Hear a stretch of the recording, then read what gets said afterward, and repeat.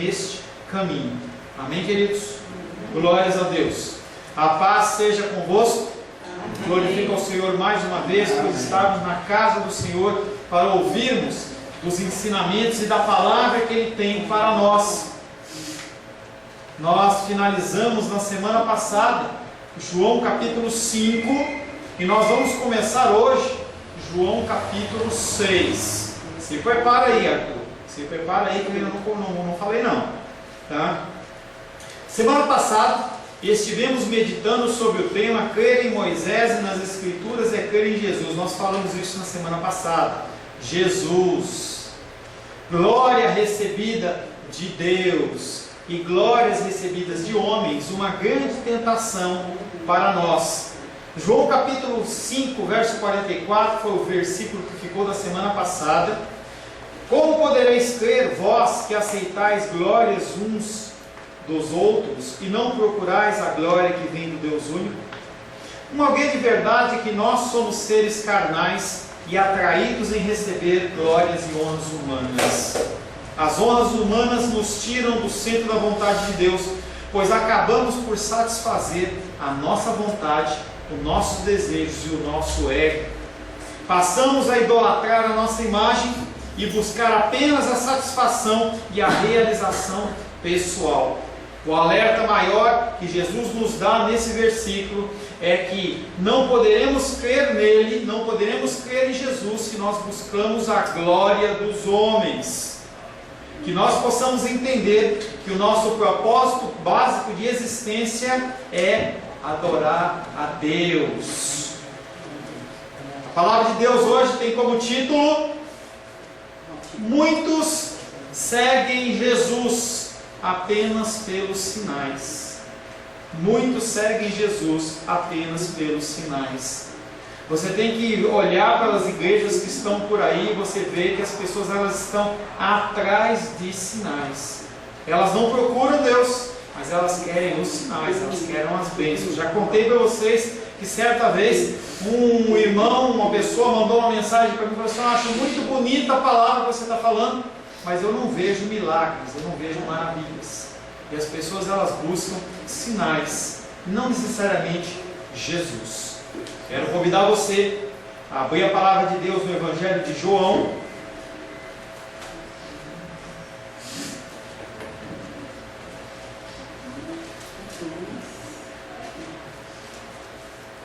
Evangelho de João, capítulo 6.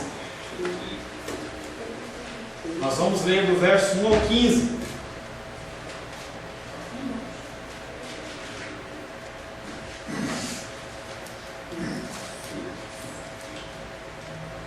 Evangelho de João, capítulo 6, versos de 1 a 15, assim diz a palavra de Deus.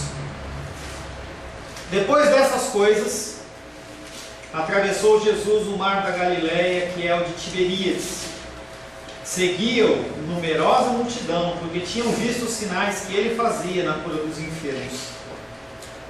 Então subiu Jesus ao monte e assentou-se ali com seus discípulos.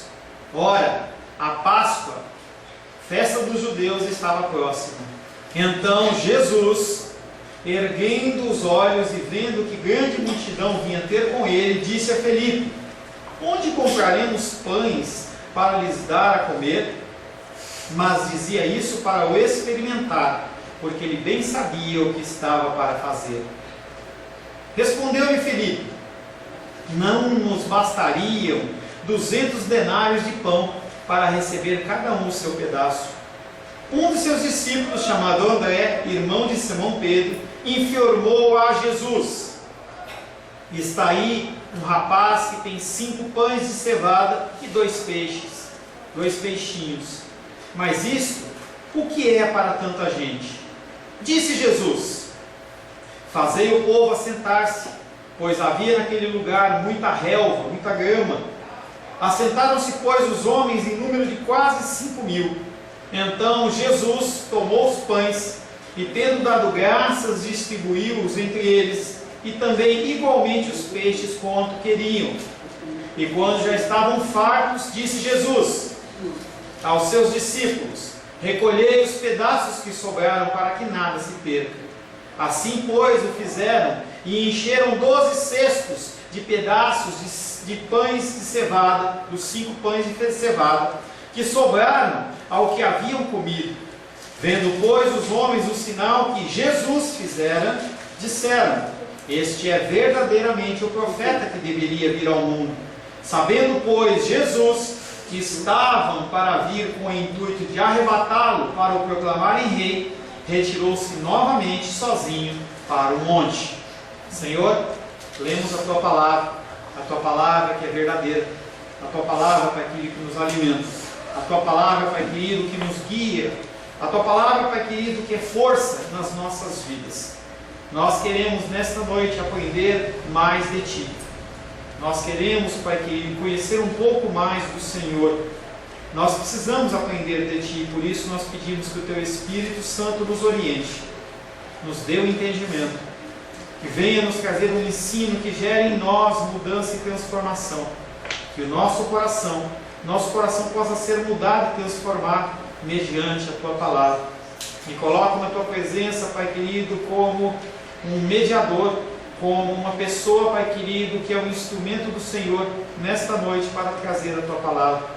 Peço que o Teu Espírito Santo me capacite, que o Teu Espírito Santo venha falar comigo e através de mim, e que o Seu nome seja glorificado em todas as coisas, Pai, em nome de Jesus. Amém. Uma breve abertura. Nós estamos começando o capítulo 6, vamos fazer uma breve abertura de todo esse capítulo 6, em especial essa parte da multiplicação dos pães. Jesus deu ao paralítico força e liberdade para caminhar no capítulo anterior. Você lembra muito bem que ele foi lá e curou o paralítico no tanque de Betesda.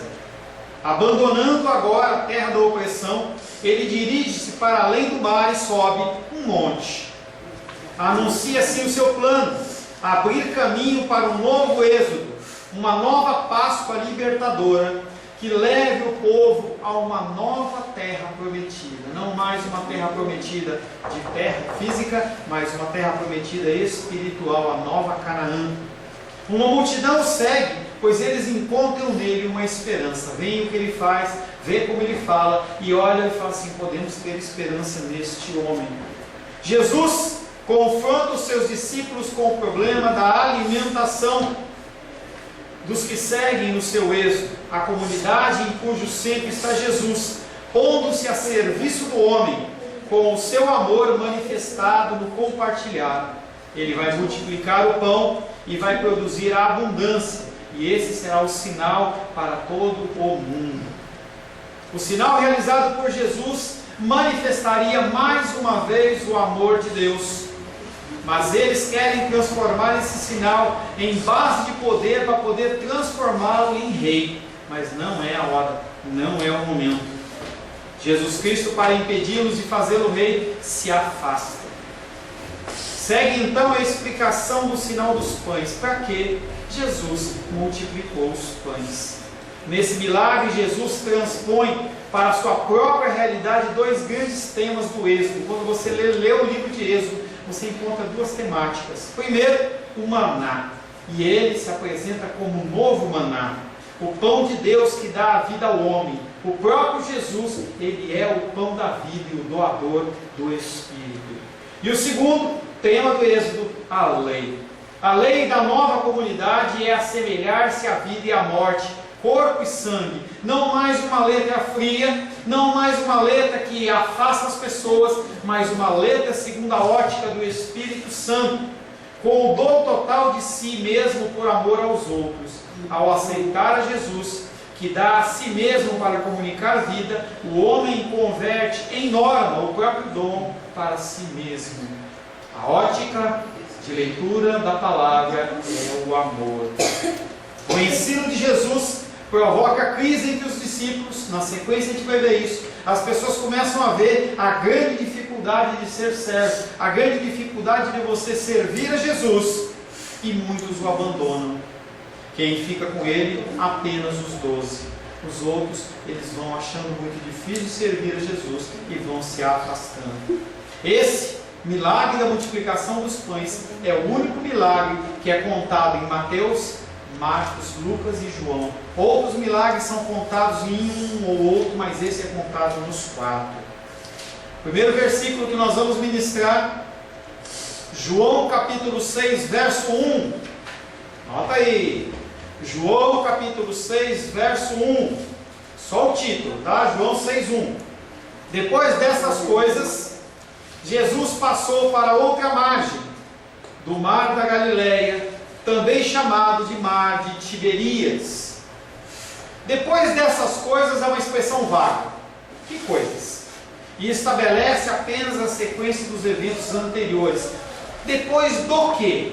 Depois das bodas de Caná da Galileia, depois da cura do enfermo na Cafarnaum, depois do poço de Jacó e depois da cura do homem de Tanque de Betesda, acontece este fato.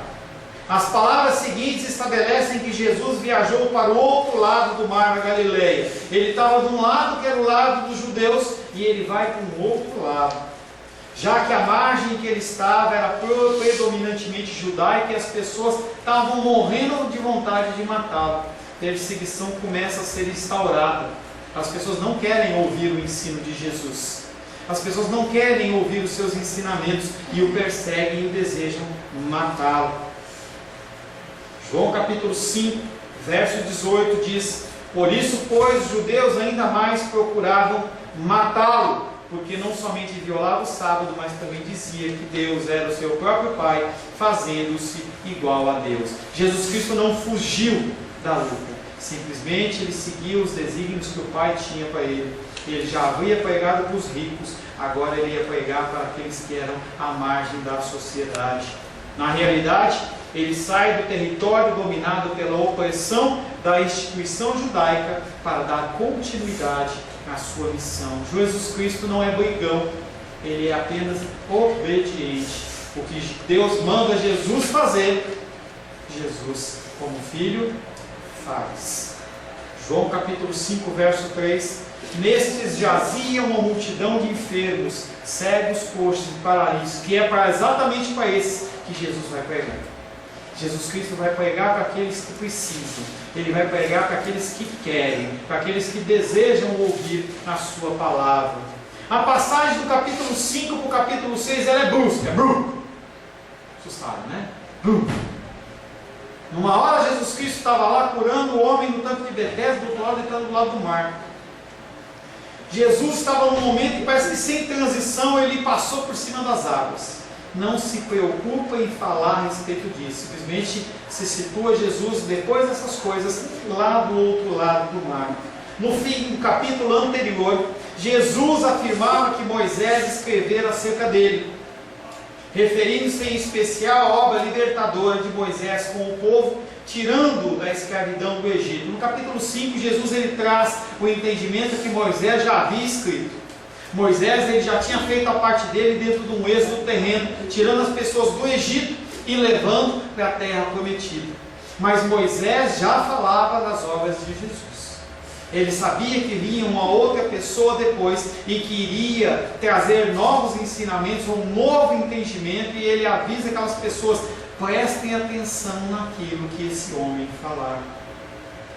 Esse fato é tomado como o anúncio da sua própria obra. Quando ele fala do êxodo, ele não está fazendo a citação necessária do êxodo de Moisés, mas ele já começa a focar: olha gente, eu vou trazer um novo entendimento para vocês, que vai te tirar do domínio desses homens, vai te tirar do domínio opressor desses homens. Vocês não precisam viver presos como os seus antepassados viviam presos no Egito.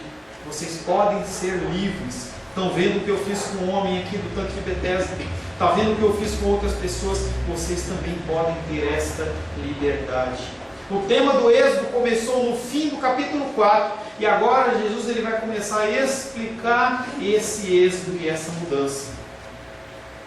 Já há gente que caminha, já tem gente com força e liberdade para caminhar, que é a condição indispensável para poder executar o êxodo. E Jesus Cristo vai começar a explicar para essas pessoas.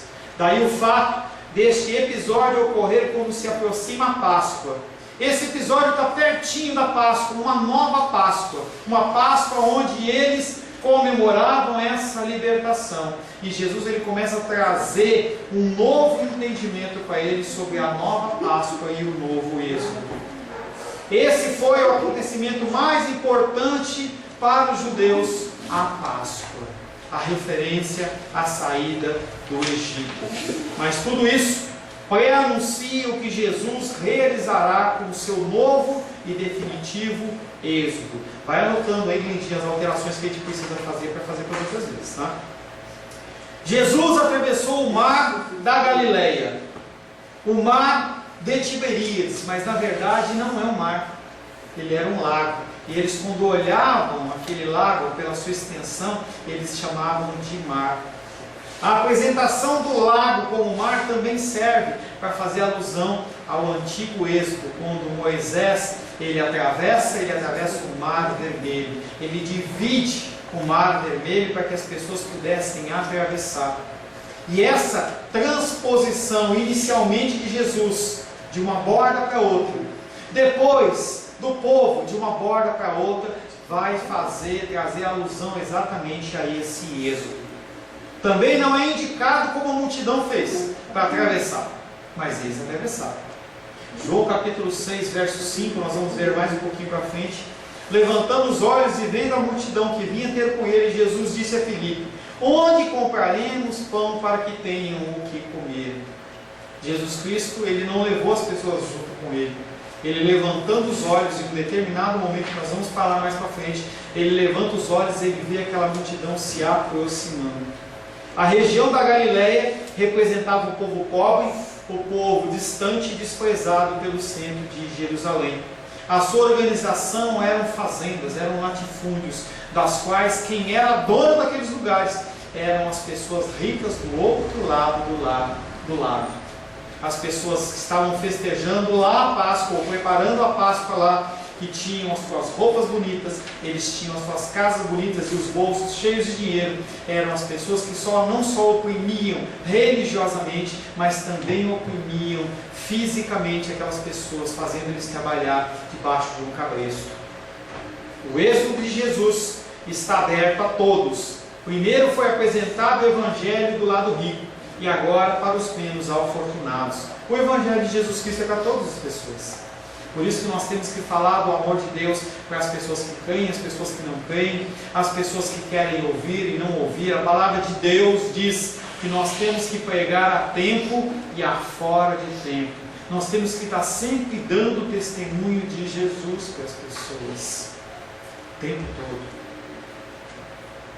João capítulo 3, verso 16 diz: porque Deus amou o mundo de tal maneira que deu o seu Filho unigênito, para que todo que nele crê não pereça, mas tenha a vida eterna. Não é feita acepção de pessoas. O Evangelho ele é apresentado para todos. O próximo versículo que nós vamos meditar está em João capítulo 6, verso 2. Anota aí João 6, 2, não cabe mais? João 6, capítulo 2 diz o seguinte: uma grande multidão o seguia, porque tinham visto os sinais que ele operava com os enfermos. Qual a motivação desses homens? Por que esses homens estavam seguindo Jesus? Uma grande multidão o seguia, porque tinham visto os sinais que ele operava com os enfermos. Assim como não se identifica o lugar de onde vem Jesus, também não se especifica a região de onde vem essa multidão. Se veio toda de Jerusalém, se as pessoas elas foram caminhando. É uma coisa interessante quando você vê os cultos na África e as igrejas elas são muito espalhadas. Não é como a gente aqui que tem igreja em todo lugar. Então quando a pessoa ela vai indo para a igreja, então ela tem que sair 1, 2, 3 horas antes, porque a grande maioria não tem transporte. Então as pessoas elas vão caminhando, cantando e vão pegando as folhas de parreira, os galhos de árvore, e eles vão cantando e dançando e vão chamando as pessoas pelo caminho. Vamos para a igreja, vamos cultuar ao Senhor. Eu creio que uma situação como essa foi algo semelhante. Aquela multidão começou a se formar, foi caminhando, e as pessoas falam assim: para onde você vai? Olha, tem um homem lá que faz sinais maravilhosos, o nome dele é Jesus, e nós vamos ter com ele. Vamos? E essa multidão foi tomando corpo, até que chega lá. Essa multidão seguia, Não tanto porque queria obedecer a ele, igualzinho eu e você, mas porque vira sinais miraculosos que ele tinha realizado nos doentes. Igualzinho em João capítulo 2, verso 23, quando nós lemos e meditamos. Estando ele em Jerusalém, durante outra festa da Páscoa, muitos, vendo os sinais que ele fazia, creram no seu nome. Muitos creem nos sinais, creem em Jesus apenas por causa dos sinais. É muito fácil, enquanto você está sendo alimentado com uma sorte de sinais, uma sorte de bênçãos, você dizer: eu sirvo a Jesus. O difícil é você estar passando por uma luta, você está passando por uma dificuldade, você está passando por uma dor, você está passando por uma falta de alguma coisa na sua vida, e você falar: eu creio em Jesus. Momentos da nossa vida nos levam a tomar decisões a favor ou contra o nosso cristianismo. É muito fácil a gente declarar o nosso cristianismo enquanto a situação está toda boa. Mas situações ocorrem na minha vida e na sua vida em que você é provado. Será que o seu amor ele suplanta uma enfermidade, uma queda no mercado? Será que a tua enfermidade ela é mais forte que o teu amor por Jesus? Uma grande multidão seguia porque tinham visto os sinais que ele operava. Ele curou um doente que residia em Cafarnaum, lá em João 4,46, há um tempo atrás. Jesus Cristo, dirigindo-se de novo a Caná da Galileia, onde da água fizera vinho. Ora, havia um oficial do rei cujo filho estava doente em Cafarnaum. Foi um dos milagres dele. Ele foi lá e curou aquele filho daquele oficial do rei. Ele fez outro milagre lá em João capítulo 5, quando nós já falamos do tanque de Betesda. Estava ali um homem enfermo, havia 38 anos. Os dois milagres, eles tinham um objetivo: além da libertação, além da demonstração da misericórdia de Deus, também estava mostrando para quem Jesus Cristo tinha vindo: os excluídos, aqueles que ninguém olhava, aqueles que ninguém se preocupava. Os dois eram figuras representativas de um povo oprimido. Por outro lado, o termo para dizer enfermo designa muito mais do que um doente. Quando você estiver lendo na tua Bíblia enfermo, no Novo Testamento, essa palavra não está falando só sobre doente, está falando sobre pessoas fracas, pessoas que estão com o semblante caído, com problemas emocionais, com tristeza demasiada no coração. A palavra de Deus ela é muito mais abrangente do que muitas vezes a gente lê. Quando Jesus Cristo fala sobre enfermo, ele está falando não só dos doentes físicos, mas aqueles que estão fracos. Ele está falando dessas pessoas que estão à margem da sociedade e estão sendo oprimidos. Ao ver que Jesus comunicava a vida aos fracos, aparece uma esperança de que ele poderia livrá-los da sua dor, da sua dificuldade e levá-los para uma vida mais humana. Os que procuram a Jesus são socialmente e economicamente fracos e percebem que Jesus pode ajudá-los a sair da sua miséria. Jesus Cristo, ele é aquele que nos traz a cura física, ele é aquele que nos traz a prosperidade, mas é aquele que nos traz muito mais que isso, a nossa esperança, a nossa paz, a nossa tranquilidade. Por isso esses homens e outros seguem a Jesus, ainda que não tenham nenhum tipo de cura física, necessidade física. Você está aqui não necessariamente porque você está querendo uma cura física. Há pessoas que precisam de uma cura física, mas não estão aqui necessariamente por causa disso. Com esses sinais, Jesus preparou o seu êxodo, a fim de tirar o povo da opressão em que vive. Mas diferentemente de Moisés, porque Moisés, quando ele executa os seus sinais, ele executa os seus sinais perante os poderosos, por exemplo, Faraó. Ele está mostrando para os poderosos que ele é Deus. Ele está mostrando que Deus, ele é forte. Ele mostra para os poderosos que os deuses deles não são absolutamente nada. Mas Jesus, ele é diferente. Ele vem mostrar os seus sinais e maravilhas, não para os ricos e poderosos. Ele vem mostrar para aqueles que precisam. No fim da sua caminhada, quando ele está perante o rei Herodes, o rei Herodes olha para ele e fala assim: faz um milagre para mim aí. faz alguma coisa diferente para mim. Jesus Cristo olha para ele e não diz absolutamente nada. Os milagres, eles são para aqueles que precisam, não para aqueles que querem ver como entretenimento. João capítulo 4, verso 48. Então Jesus lhe disse: se porventura não virdes sinais e prodígios, de modo nenhum crereis. E ele está afirmando para aqueles homens que eles querem só sinais, mais nada que isso. Eles não querem obedecer, eles não querem seguir uma lei, eles não querem ouvir a palavra. As pessoas nas igrejas hoje não querem ouvir a palavra. As pessoas, elas querem receber uma palavra de vitória. As pessoas querem dizer que não tem mais problema. As pessoas querem ouvir algo que eleve a sua autoestima, mas Jesus Cristo não está para isso. O primeiro êxodo terminou na terra prometida. Esse êxodo de Jesus, ele começa na terra prometida. Jesus passou o mar sem levar atrás de si as multidões. Ele não é o tipo de líder que arrasta as pessoas, que oprime as pessoas. Você quer seguir a Jesus? Siga Jesus. Você não quer seguir a Jesus? Não siga Jesus. João capítulo 5, verso 8, ele olha para aquele homem e fala: levanta-te, toma o teu leito e anda. O Senhor Jesus Cristo, ele dá um comando, mas só isso. Você não vê Jesus pegando ele pela mão, você não vê Jesus forçando alguma coisa, ou dando um segundo e terceiro comando. Ele vai e fala: toma o teu leito e anda.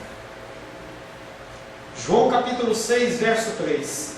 Subiu então Jesus à montanha e assentou-se ali com os seus discípulos. Para que ele sentou na montanha? Será que ele estava aguardando? O que é que ele queria fazer nessa montanha? Entenda que o objetivo de Jesus Cristo naquele dia, dele como homem, era se preparar espiritualmente para a Páscoa por vir. Por isso que ele reúne os seus discípulos e fala: vamos orar, vamos buscar a direção de Deus. Mas Jesus Cristo, como obediente que é, ouve a voz de Deus, e Deus tinha outros planos. Ele tinha para aqueles homens a multiplicação. Se você olhar esse mesmo texto em outros evangelhos, você vai ver que houve período em que Jesus Cristo ministrou cura aos enfermos que estavam lá, para depois ele proceder à multiplicação dos pães. Seria até meio estranho. Jesus Cristo acabou de chegar no lugar, os caras chegam e vai dar comida. Nem você faz isso na sua casa. Primeiro você conversa, depois que você vai oferecer um cafezinho, vai oferecer uma bolachinha, alguma coisa. Mas primeiramente tem um contato, tem uma conversa. E aí o apóstolo João, ele omite esse pedaço porque não é o objetivo que ele está querendo ensinar. Jesus então se sentou com seus discípulos, pretendendo ficar sós com eles, como um preparativo para a Páscoa, que se aproximava. E só nesse momento ele observa a grande multidão que se aproxima. Depois que ele sentou, ele levanta os olhos e ele vê a multidão chegando. A montanha se insere na linha de acontecimentos do Êxodo. Em vista da aliança, Moisés subiu a um monte ou a montanha, no caso o Monte Sinai, 2 vezes. A primeira, ele não foi sozinho, ele foi junto com alguns sacerdotes, alguns líderes e Josué. E ali ele esteve com Deus no templo. E a segunda vez que Moisés sobe ao monte, ele sobe para orar, para pedir a misericórdia de Deus, porque o povo tinha criado o bezerro de ouro. João 34:3 fala sobre isso. Ninguém suba contigo, ninguém apareça em todo monte, nem ainda ovelhas nem gado se apacentem perante ele. A partir do momento em que Moisés foi interceder do povo, ele fala assim: não sobe com ninguém, só você. Também nesse episódio, Jesus Cristo sobe 2 vezes no monte. A primeira vez, quando ele chega naquele lugar, ele sobe com seus discípulos e se assenta. A segunda vez que ele vai subir porque as pessoas queriam fazê-lo rei. Nós vamos ver mais para frente. Ele se afasta, não era o momento de ele ser feito rei. Esse monte apresenta diversas conotações e representa, em especial, primazmente, como mais importante, a representação da glória de Deus. Que monte é esse? É um monte que representa a glória de Deus. Glória de Deus que brilharam no Monte Sinai e tornou a manifestar-se na dedicação do templo do santuário. Quando o santuário foi edificado em cima do monte, o templo de Jerusalém, e Jesus Cristo não, quando Deus ele vai adentrar naquele templo, o templo se enche de fumaça, as pessoas não conseguem estar naquele lugar por causa da presença de Deus. 1 Reis, capítulo 8, versos de 10 a 11 diz: Tendo os sacerdotes saído do santuário, uma nuvem encheu a casa do Senhor, de tal sorte que os sacerdotes não puderam permanecer ali para ministrar por causa da nuvem, porque a glória do Senhor enchera a casa dele. Ir ao templo dizia-se sempre subir a Jerusalém, ou subir ao templo, porque de fato Jerusalém estava em cima do monte. Eleva os meus olhos para os montes, de onde me virá o socorro? O meu socorro vem do Senhor, que criou os céus e a terra. A conexão entre o Monte Sinai e o Monte do Templo faz-se na ideia da manifestação da glória de Deus, em consequência da aliança que tinha sido feita e que ela continuava uma aliança válida e ia ser renovada em Jesus Cristo. Todos esses e outros dados se reúnem na expressão subiu Jesus para a montanha. Jesus está no seu próprio lugar, o lugar de habitação. Lá no Monte Sinai, a figura de Deus. Neste monte, nessa montanha, Jesus, que é 100% homem, mas também ele é 100% Deus. Ali Jesus ficou sentado, evidenciando a situação permanente, como ele também tinha feito lá no poço de Jacó, sentado, cuidando das pessoas. João capítulo 4, verso 6. Estava ali a fonte de Jacó, cansado da viagem, assentado-se Jesus junto à fonte por volta da hora sexta. Ele é para os homens o lugar onde a glória de Deus se localiza e se manifesta. Você quer ver a glória de Deus? Busque a Jesus. Nenhum homem viu a face de Deus, mas quando você olha para Jesus, olha para os seus ensinamentos, você olha para os seus fatos, você consegue ver a manifestação de Deus através do seu amor. Deus está com Jesus, Jesus está no monte, os discípulos estão com Jesus. Naquele lugar, os céus eles estão abertos. Aleluia. Jesus Cristo ele se manifesta. Hoje não há mais necessidade de você subir um monte, apesar que é muito gostoso você orar no monte. Mas você não precisa ir mais para o monte. Você não precisa ir mais para um lugar especial ou separado para você ter acesso a Deus. Qualquer lugar que você estiver, porque você é o novo templo do Espírito Santo. O próprio Deus habita no seu coração. Você pode clamar para Ele, você pode chamar para Ele, e Ele vai ouvir a sua voz. Naquele lugar, Monte Sinai, naquele lugar onde Jesus estava e aonde você estiver, vale esse texto de João capítulo 1, verso 51. E acrescentou: em verdade vos digo, que vereis o céu aberto e os anjos de Deus subindo e descendo sobre o Filho do Homem. Uma realidade que aconteceu lá atrás. Uma realidade que é possível para eu e para você nos dias de hoje. O céu se abre quando você para orar ao Senhor. Por menos que você ore, quando você ora, os céus eles se abrem. O Senhor Jesus lá dos céus, Deus lá dos céus, eles estão com os ouvidos sempre prontos para ouvir a minha oração e a sua oração. Mesmo que a oração nossa pareça não ser ouvida, mesmo que pareça tardar, o Senhor, Ele ouve as nossas orações. Feche seus olhos.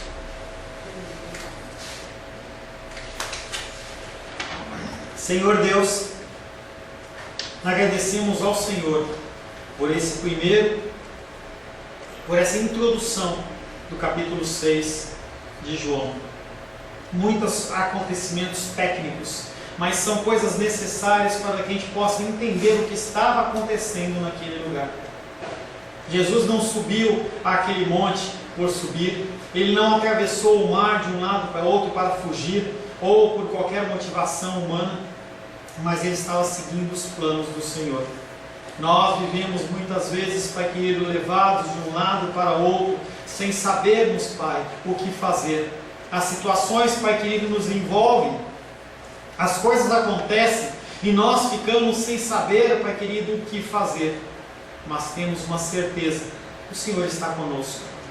O Senhor habita no nosso coração. O Senhor fez morada em nós, Pai. E quando nós oramos, os céus se abrem. Porque o Senhor, Pai, tem prazer em ouvir a oração dos teus filhos. Não pela nossa própria força, não pela nossa própria graça, não pelo nosso merecimento, mas devido ao sacrifício de Jesus Cristo na cruz do Calvário. Agradecemos ao Senhor por essa introdução da Tua Palavra. Prepara o nosso coração, Pai querido, para os mistérios e para as maravilhas que serão descortinadas pelo Senhor aos nossos olhos no decorrer desse capítulo 6 do Evangelho de João. Em nome de Jesus. Amém. Amém. Glórias ao Senhor.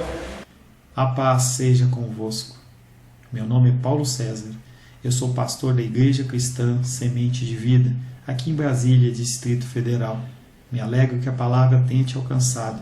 A palavra faz isso. Ela alcança as pessoas aonde quer que elas estejam. E você foi agraciado com esta palavra. Não que eu tenha nada especial a te dizer. A palavra ela é suficiente e ela usa quem ela quer. E eu me alegro por ter sido um canal para poder te abençoar. Mas eu quero te dizer que não basta você ser um ouvinte. Não basta ser uma pessoa que se alegra quando você ouve a palavra de Deus. A vida, ela é feita de decisões. Se você está ouvindo essa palavra hoje, eu creio que o Espírito Santo tem um propósito especial com você. Muito mais do que prosperidade, muito mais do que uma cura física, uma cura emocional ou espiritual, Ele quer te alcançar para a vida eterna. Nós investimos nosso tempo, nós investimos as nossas forças em coisas terrenas, mas o Senhor ele tem muito mais a oferecer. Ele tem sim para você a cura, Ele tem sim para você a prosperidade, mas Ele tem muito mais que isso. Submeta-se a um Deus que Ele é capaz de mudar e transformar a sua vida por completo. Creio que o Espírito Santo ele é capaz de tocar o teu coração. Quero pedir que você curve a sua cabeça. Senhor, em nome de Jesus, coloco na Tua presença essa vida que ouve esta ministração, que ouve esta palavra. Pai, eu não tenho capacitação nenhuma, mas o Teu Espírito ele é capaz sim de tocar nesta vida, gerar nela mudança, transformação, arrependimento, e que ela possa simplesmente bater no peito, convencendo-se que é pecadora e que precisa de um Deus salvador.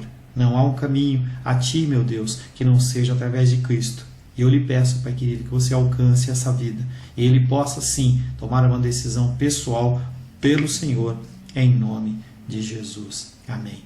Amém, meu querido. Amém, minha querida. Fico contente que você esteja ouvindo essa ministração até o fim. E peço que você não se limite a ouvir os cultos pela internet. Você procure perto da sua casa uma igreja, um lugar que proclame a palavra do Senhor. Eu oro para que o Espírito Santo te direcione nessa busca, porque muita coisa tem sido oferecida que não é o Evangelho. Eu abençoo a sua vida em nome de Jesus. Amém.